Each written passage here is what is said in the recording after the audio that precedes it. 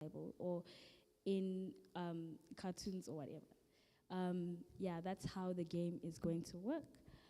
So can I ask the ambassadors first to please come to the front to demonstrate the game?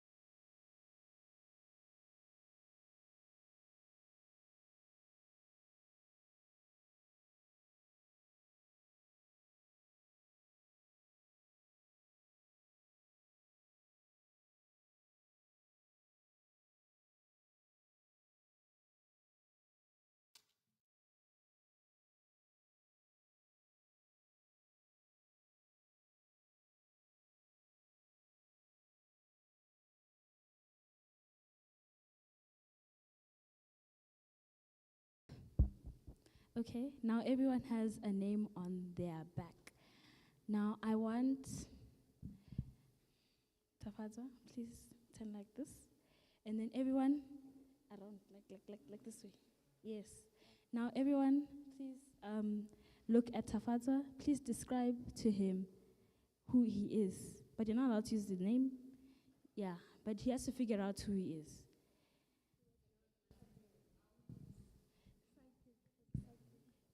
Not in the Bible.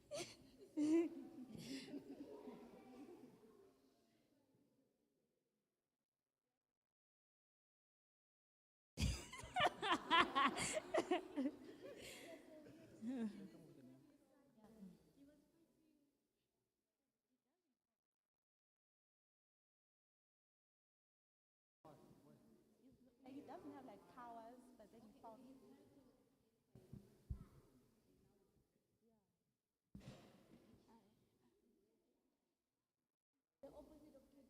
Just shout, just shout.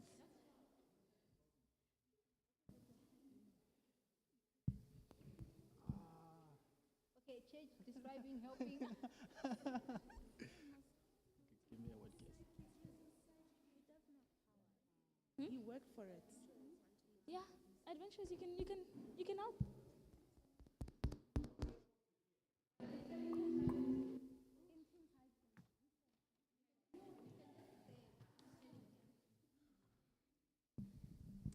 An animal that sleeps upside down. A superhero that sleeps upside down. And it's black. Yes. Yes.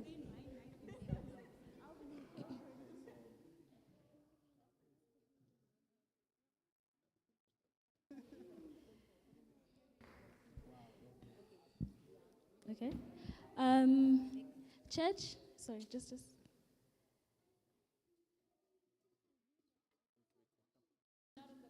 Not in the Bible. Okay.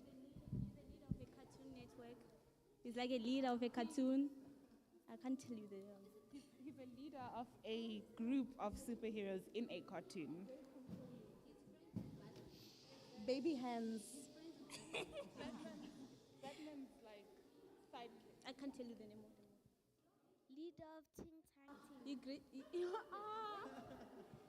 No. Okay. Leader of Ting Tang Team. Okay. You found your partner?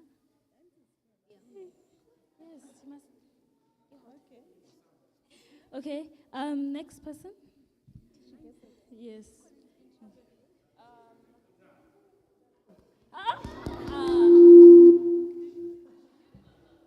Did you hear what he said? No. He didn't hear. Okay. From the first story in the Bible. The first person that God made.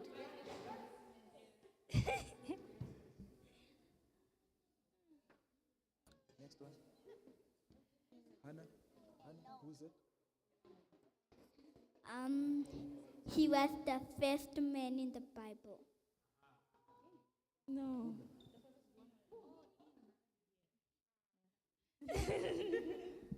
Okay. Yes. This particular individual had many sons, and many sons had this particular individual. I'm one of them, and so are you.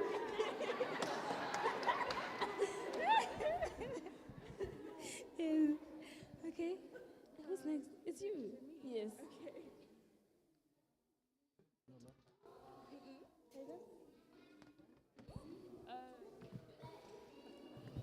His wife, pillar of stone. It's the IT guy. Yeah, part of my name, IT guy. His name is IT guy. Masuku is his surname.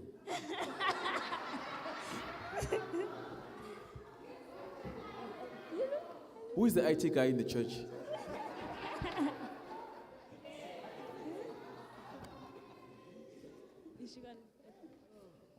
Okay. Yo. Yeah, well, please turn around.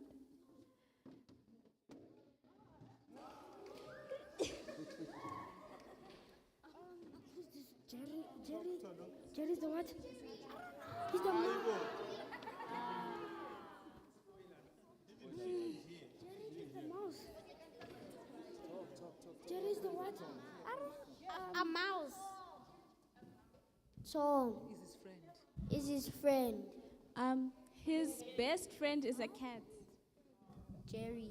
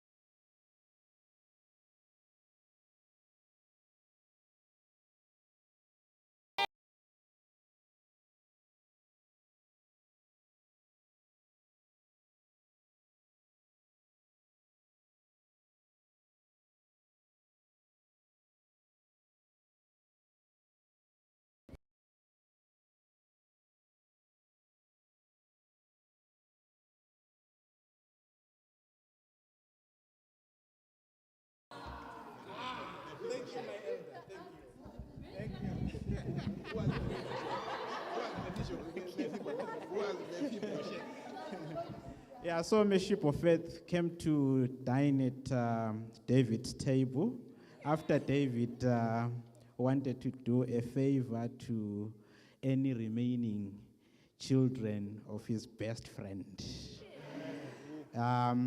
Before I get there, I want to preach. It must be Jonathan.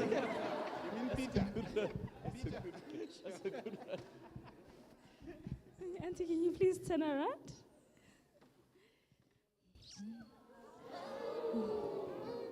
Joy, back.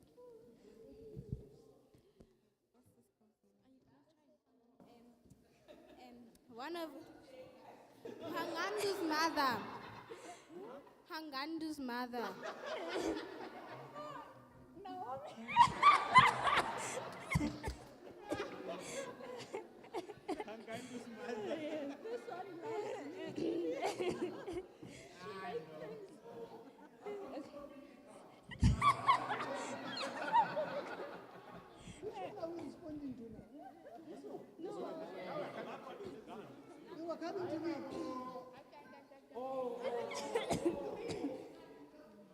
Let's read the first one before.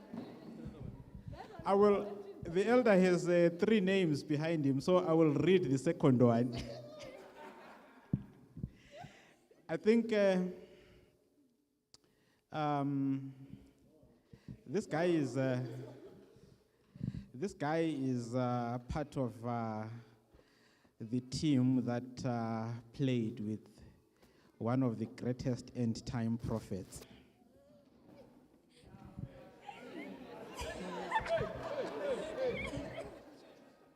Anyone can meet that principle or that Meshach's property. friend. But my guess, it is Meshach's friend. Meshach's friend. So, I have already pretty much figured it out from the names that are here. The one that is not here is Hananiah.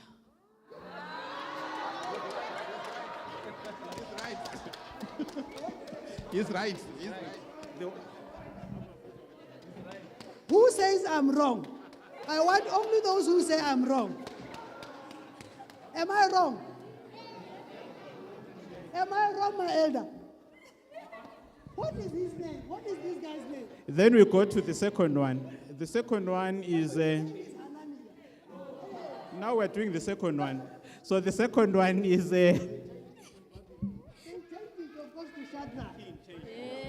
But his true name is Hananiah. Absolutely. The Babylonian one is Shadrach.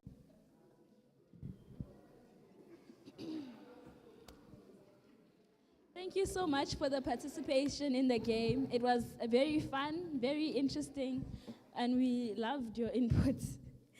Thank you so much. We would like to call upon the first 4 speakers to explain some of the friendships in the Bible to us.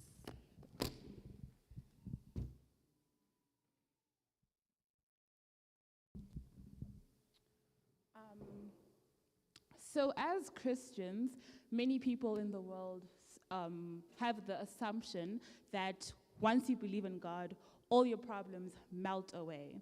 But we need to understand that just because we have a relationship with God, we can't assume that life on earth will be a breeze.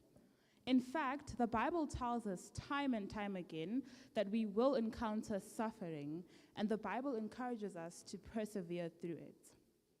And we can't do it alone. That's why the Bible talks about the importance of true friendship. In Ecclesiastes 4, verse 9 to 10, it reads, "Two are better than one because they have a good reward for their toil. For if they fall, one will lift up his fellow. But woe to him who is alone when he falls and has not another to lift him up."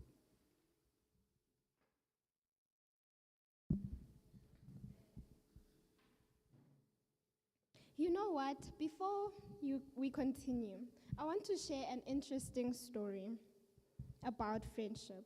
Is it true? or just make believe. But what matters is that we can learn lessons from it. There were two friends who were walking across a desert.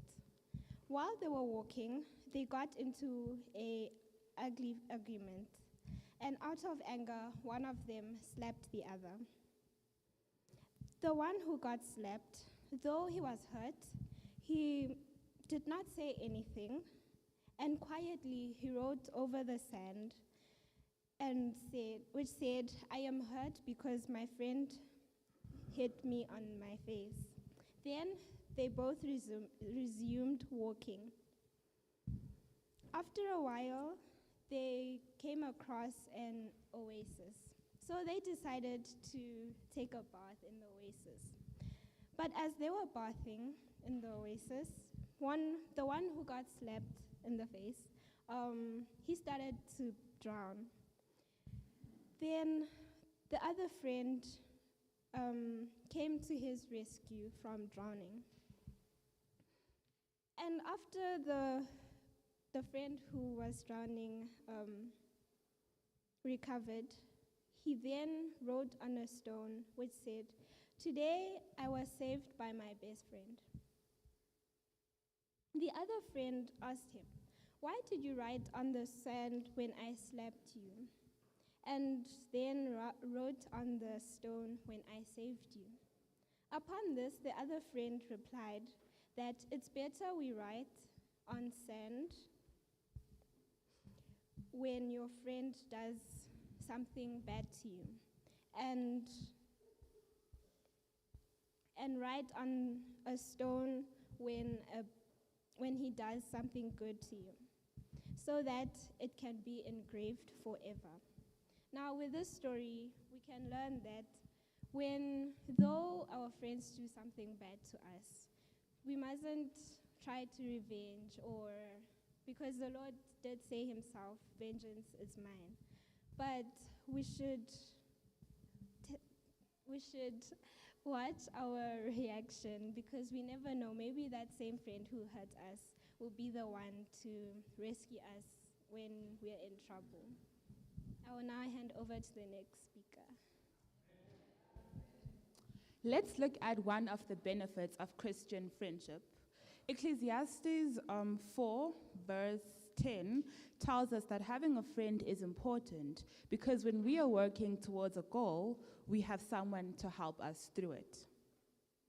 And because we have received the help that we so desperately needed, we get to share in the reward with someone who knows and understands what we've accomplished. Think about it. Have you ever been excited to share good news with a friend, a family member, maybe a parent, and they didn't, and you have been disappointed when they responded to your news without the same excitement? What a letdown. All you want is for someone to feel the same way you do, the same excitement you have when you accomplish a goal.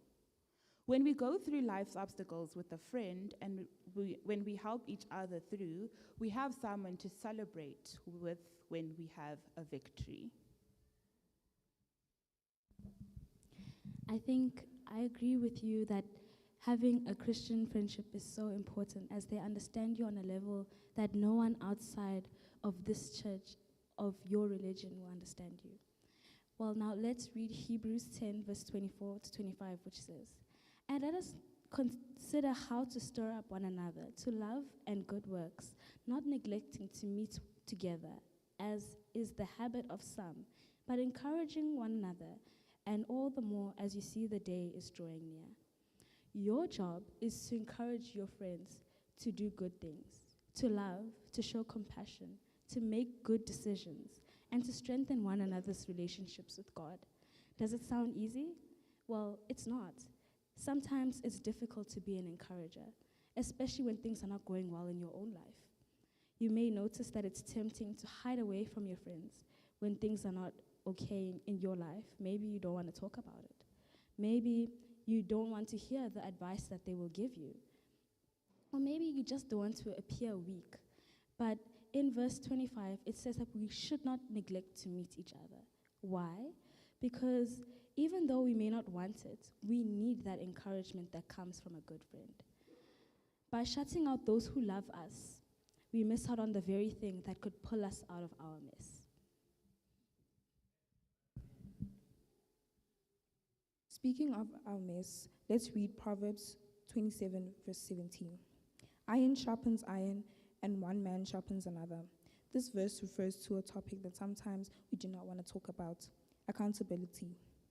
Part of any valuable friendship is to be able to open up and be honest with one another. Earlier in the lesson, we talked a lot about encouragement and love, but there is a more difficult side of a good friendship, and that's being real with your friend and allowing him or her to be real with you. Proverbs 27, verse 17 reminds us of the value of sharpening one another. In other words, even though it might be challenging to hear the truth from your friend, if we are willing to have an open mind and an open heart, we will grow from it. Think about it.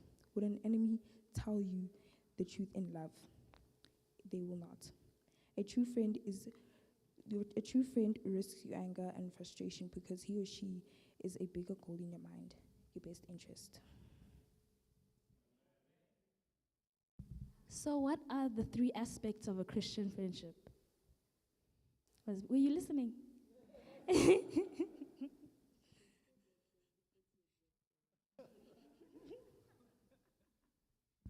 One of them is accountability. The other 2? Help and encouragement. Okay, anyways, I hope you pay attention more to the second half of this. There will be more questions. But now we will be watching a few videos about that the ambassadors have recorded to show us, to answer some difficult questions about Christian friendships.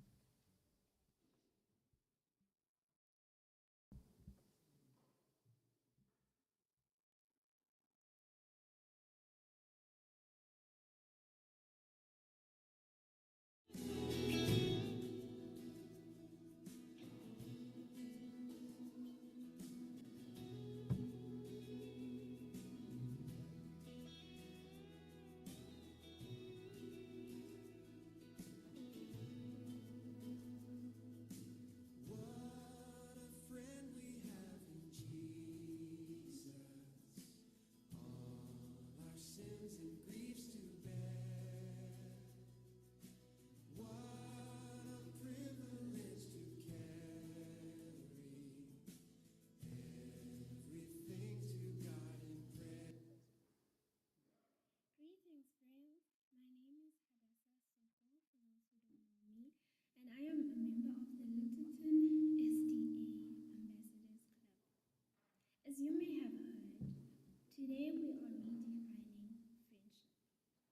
Friendship, in my understanding, would mean having a relationship you have with someone, and you rely on this person to be there for you through the good and the bad times, and you make good memories together and share the good qualities together of friendship. And I know each of you, including myself, have a good friend, if not many. But the good question I would leave for you today is, do you have a friend who sticks closer than a brother? The one who was crucified for your sins? I know for sure I do have a good friend like that, and his name is Jesus. Now, do you have a friend in him? Hi, my name is Will, and the question that was given to me today is letting people into your personal space can be difficult. What, if anything, is hard for you when it comes to friendship? I feel like when it comes to friendship is knowing who the people that you choose to be your friends and knowing that they have similar or at least the same morals as you in life. Yeah. Hello everyone, my name is Gianna, and I will be talking about why it's so difficult to talk to your friend, especially when they're doing something that you know is not right.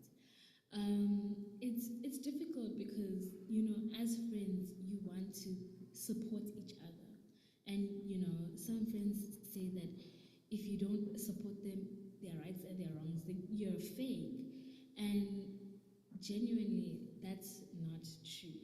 But because of this ideology that people put on other people, that no, if you're my friend, you'll support me no matter what I'm doing, it makes it difficult to really step in and say, no, but this what you're doing is not right. And obviously there is ways to go about doing. You can't just start shaming your friend out of nowhere, being like, judging them for what they're doing, because God loves the sinner, not the sin. So you need to just sit them down, explain that you love them, and because you love them, you're telling them why what they're doing is wrong and how it's going to affect them. And you need to do it gently, and don't push them and make them angry, because then all your effort would be for nothing, because they'll just think that you're not trying to help them.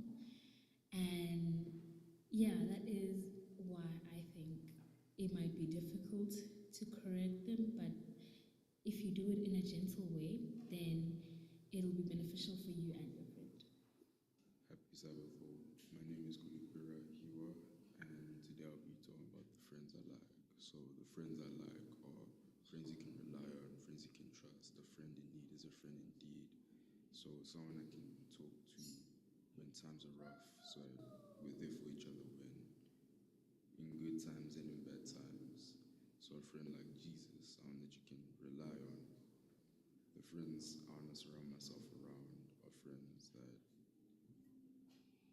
we both have an ambition to improve and move forward, that we can check on each other, like to make sure that, is he still saying who he is, or has he changed? Those are the type of people or type of friends I enjoy and like having around.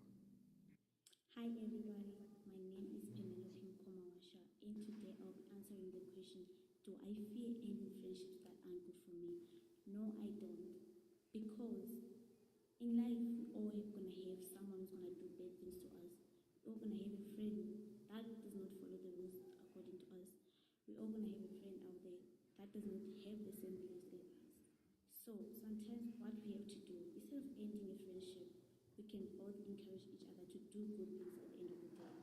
Because in life, not all of us always do the good things. We need to learn to help each other become a better version of ourselves.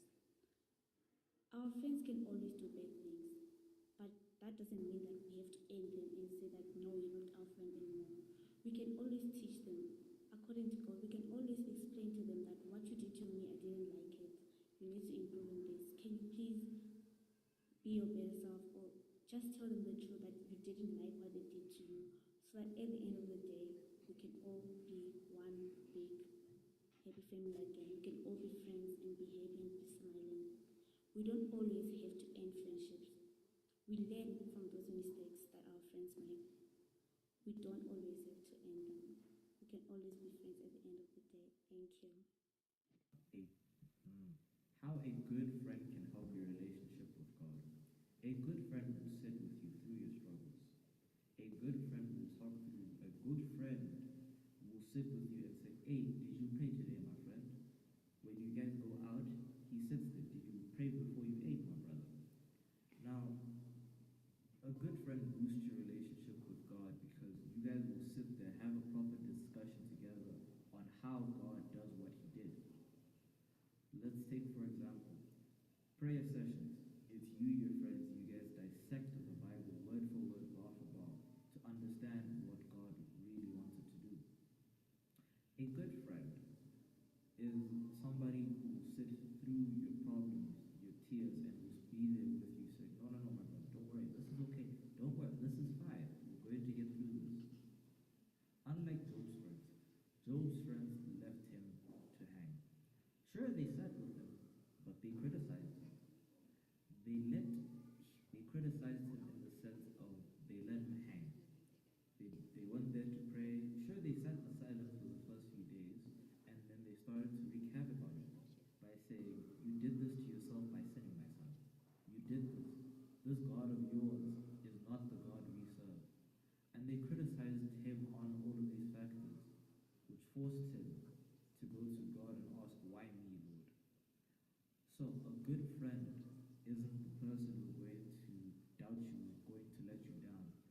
good friend is going to boost your relationship with God by forcing you to read the Word, by making you understand. That is what a good friend can help with your relationship with God. I will be answering on how you can help your friends deepen their relationship with God. My first advice would be to take it to the Lord in prayer. If this is something you find difficult, there is no reason why you cannot seek God's guidance. You are, after all, sharing His goodness with others. Secondly, to have a deep relationship with God, you need to have a holistic understanding of who God is. Hence, encourage your friends to have Bible studies together. This way, you can deepen your knowledge of God whilst bonding and having interesting discussions with friends.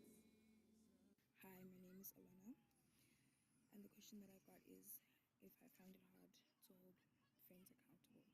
And yes, I do find it hard to hold friends accountable because depending on the personal relationships that you have with different friends, sometimes it can be hard to hold friends accountable because you're scared of how they're going to react and what you want them to be responsible for.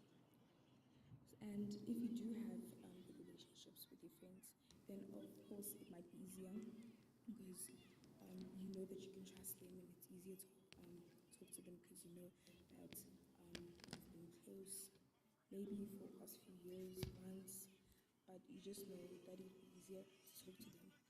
And in conclusion, I do find it hard to hold my friends accountable.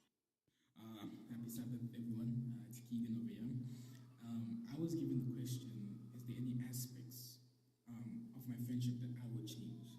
And I would say yes. I feel like something I would want to change with my friendship is the bonds I have with my friends. Not saying the bonds I have now are bad, it's just I feel like they could be a bit stronger, especially since we have school and so much homework and exams on the corner. We barely see each other, and we live semi-far away from each other, so meeting up places is kind of difficult. And I know parents and their petrol, they drive kids around all the time, but I feel like our bonds are just kind of dwindling down, if I may say. I feel like we could fix this essentially by having a camp or a hike, just me and my friends, no distractions around us, where we can just learn more about each other and new things that we didn't know before. And by doing this, I feel like this can help us strengthen our bonds and essentially make our friendship better. But that's exactly what I would do. Thank you. Hi everyone, my name is Peline and I'm the Ambassador Director. And I was given the responsibility to answer the question, have you experienced a trial or suffering that has strengthened one of your friendship? Explain how friendship got you through it. So the answer would be yes, definitely, especially this week, or let's say the past 2 weeks, which I've been very sick. A friend came through to help me out in the emergency ward. So definitely, that would be one. But how to say a friend helped me through this. But above all, the most important friend that helped me this week is Christ Himself. I was not able to talk. I was not able to speak properly. Those the people that heard me, let's say on Monday, they thought to say, no, you sound like a drunk person. That's how your voice sounds. So it was very bad. But Christ Himself, through prayers, I know many people were praying for me to get better, including the ambassadors. So I would say the one best friend that got me through this suffering was Jesus Christ. And I would call on everyone to lean on this best friend as we go off with our daily activities.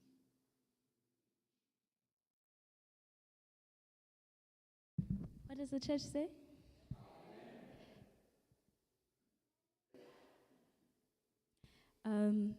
Now we will be continuing to look at one of the topics that we cover in our ambassador class, which is I'm on an eternal journey to reflect Jesus. As ambassadors, we have each decided to have a friend who will always be there for us. And more about this friend can be read in Psalms 23. And that's why we want a shepherd kind of friend. We would also invite you to seek the same.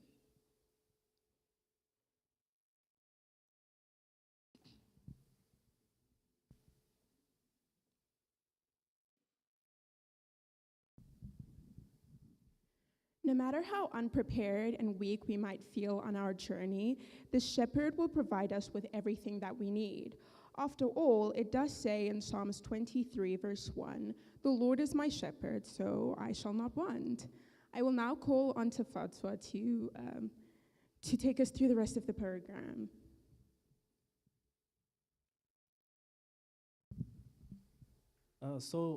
Moving on. So no matter how bewildering or confusing our life is, but walking with the shepherd will always make sure that we accomplish the purpose that the Lord has prepared for us. And if we read Psalms 23, verse 3, it says, I'll read here, "He guides me in paths of righteousness for his name's sake." And notice these paths. He says, "He guides me in paths of righteousness." And these are not just ordinary paths, they are righteousness. So let's focus on, I'll try to focus more on the righteous part. The reason why they are paths of righteousness is because, first of all, they are right. They are not wrong paths. And they are righteous paths because in those paths, they mold us to become a better people. They are right paths because they will make sure that we reach the right destination, and the destination that us as Christians we are looking forward to is to be in heaven. And those paths, the Lord will guide us, and those are the righteous paths. And he says, he guides me in paths of righteousness for his name's sake. So all this, we'll be doing it to the honor of the Lord. So it's best for us to find ourselves in these paths, because this is the only path which will make sure that we're going to be successful. This is the path that's going to make sure that we become what the Lord desired for us. We become the best version of ourselves, and it's only made possible if we allow the Lord to lead us in these paths of righteousness.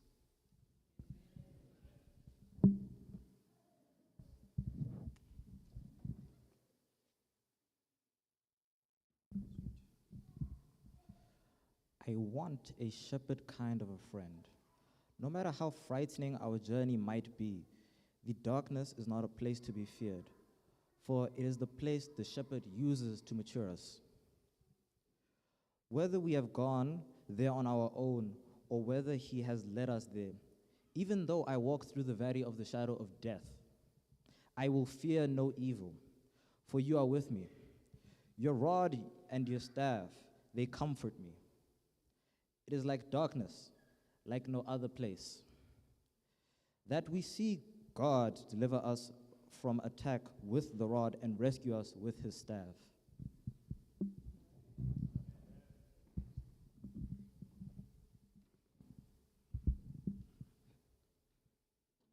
No matter how easy our journey is, the shepherd may allow the enemy to attack, to surround us in order for us to gain a deeper understanding of his love. You prepare a table before me in the presence of my enemies. You anoint my head with oil. My cup overflows. We may be tempted to think our enemies will steal God's blessings from us, but they cannot. No one can take what God gives us.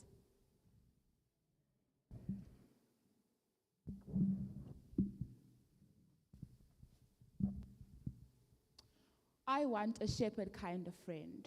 No matter how lonely our journey may appear to be, the shepherd is always present. Surely goodness and love will follow me all the days of my life. I want a shepherd kind of friend. In conclusion, the end of the journey enables the psalmist to dwell in the house of the Lord forever. The journey of Psalm 23 finishes at the house of the Lord, but the psalmist does not explain why he's going there. But in Psalm 27, he does. The one thing he wants in his life is to gaze upon the beauty of the Lord, the beauty of Christ, the perfection of his character is something that motivates the psalmist's whole being when the valley is dark and the enemies surround him. Nothing is more precious to the psalmist than the beauty of Jesus. Most importantly, it is as he gazes upon Jesus that he is changed to become like him. So I definitely want a friend that is a shepherd, a friend like Jesus. What friends do you want today, brothers and sisters? Amen. And that marks the end of our afternoon program. I will now call on Ilona for our closing prayer.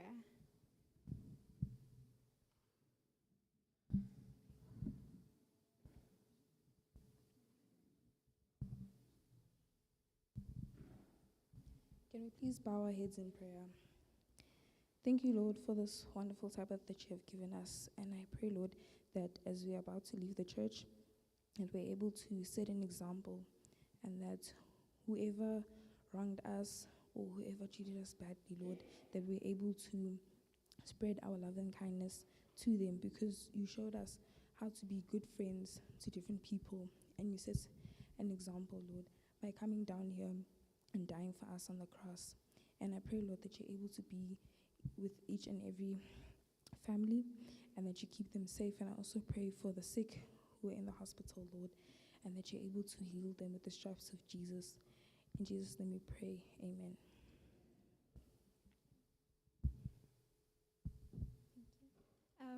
Now I would like Director Tandy to come up front and give a few words. Then after which I would, after Director Tandy, I'll call on Elder Soko for closing remarks. Thank you. Thank you. What does the church say? Yeah, we've been truly blessed today by the ambassadors who've shared the program with us from the morning until now. It was really an interesting one, and we enjoyed every single bit of it. And interesting enough, during lunch, the Pathfinders were more interested on skit number 2 about the partying and the fun. So they have lots of questions there. The Pathfinders, please answer them, hey, ambassadors. Yeah, but my role here this afternoon was just to summarize everything. And I'm sitting there and I'm reflecting on the game we just played. And I'm wondering, if they were to put my name Tandy here, what would you say about me? What kind of a friend am I? What would you describe me to be? And so it is my prayer that each one of us will go home and reflect on what kinds of friends we are to others around us. And as we are being those kind of friends that the Lord has called us to be, will be a blessing. And those around us, in turn, would be good and kind friends to us. And at the end, may we never forget our true friend, Jesus Christ, who died on the cross for us. Thank you. Amen.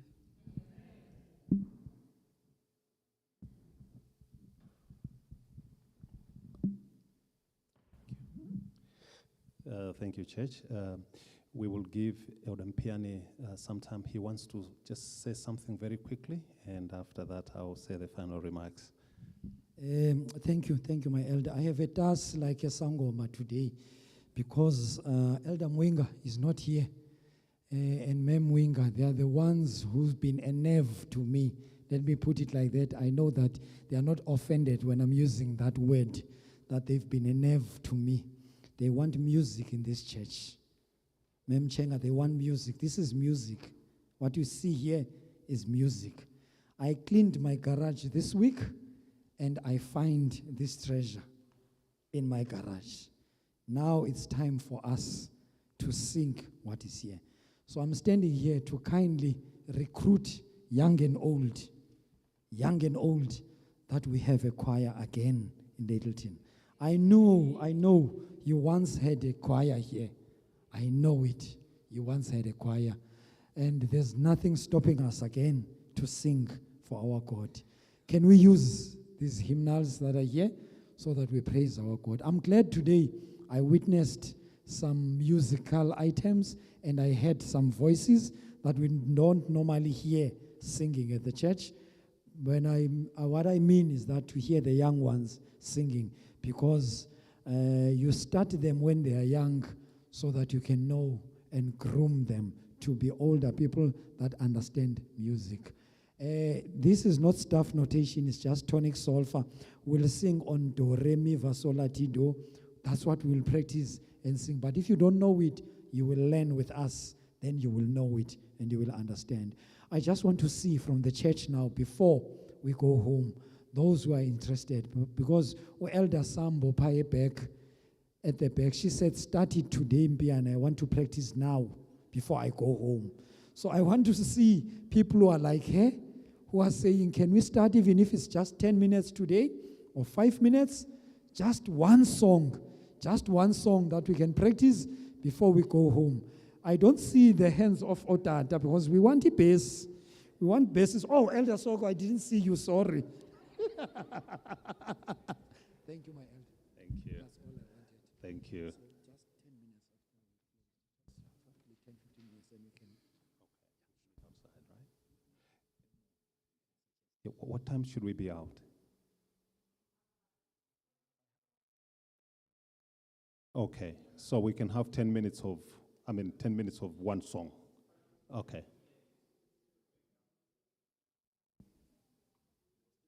Oh, okay. All right, so I'll not be long so that we can take down the flags and then the choir practice can begin. I would like to thank heartily all the ambassadors that participated today. You have done a great job, and I think you have really represented your club, your department, and the things that you have done is things that we have not seen in a long time here at Lyttelton. And I would like to encourage all of you to continue in your corners, shining and being ambassadors for Christ. To be an ambassador is a very big role, as you heard and as you've gone through your lessons, is to represent Christ wherever you are, in every corner where you are. It's a role that comes with privileges, but also high responsibility. For those that are watching the other thingy on YouTube, we are on episode 3 now. We're waiting for the last one. There are ambassadors there that are using their role wrongly to benefit themselves. But I want you to be ambassadors that are using their role to benefit Christ.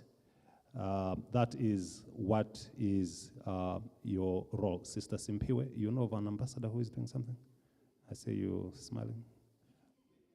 She knows about it. So I would like to really thank you, and please continue to do that. Secondly, we would like to thank all the club members, adventurers, and the Pathfinders for the support that you have given to the ambassadors today. You were all in your uniforms, and you participated, and you were all shining bright. Thank you so much. And the leadership that supported the programs today, all the directors, Director Anastasia, Director Tandy, and the rest of the others, you're doing a marvelous job. Or the Chuma, we shouldn't even start. Thank you so much for the work that you're doing. I mean, if you see all these accolades, you must just know the man has been running around in the week getting all these things done. So we really thank you for your efforts. May God continue to bless you abundantly. My leaders, you've done wonderful today. Thank you so much. We see the confidence that you have in the things that you're doing. May God continue to bless you. The message, today we have repented. We need to be very good friends to each other, but also in every corner that we find ourselves. The music, ladies, you need to continue doing that. We need to see more singing. Amen, church? our young people are showing us that it indeed can be done. So what Olympian is saying indeed can be done in this church. And therefore, thank you so much. God bless you and church. Thank you for staying up until now to support and encourage our young people. This is very good, and may you continue to do the same for the other programs that the church will have going forward. At this stage, there will be now a flag lowering ceremony, and I'll pass on to Elder Mpiane. Thank you, Elder. Flag bearers, those who assisted us in the morning, can they come up to the front? Flag bearers. You will stand the same.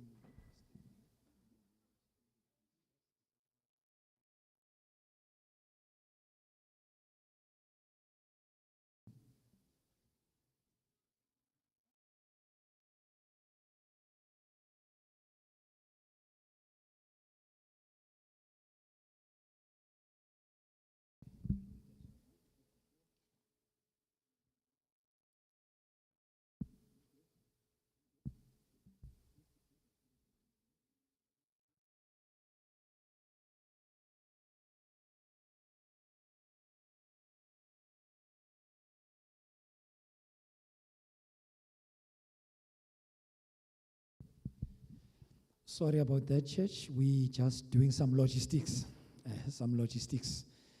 Flag bearers, attention. Flag bearers, attention. I'm tempted to say at your own command, forward march. Okay, I'll start with the South African flag. By the left foot, forward march.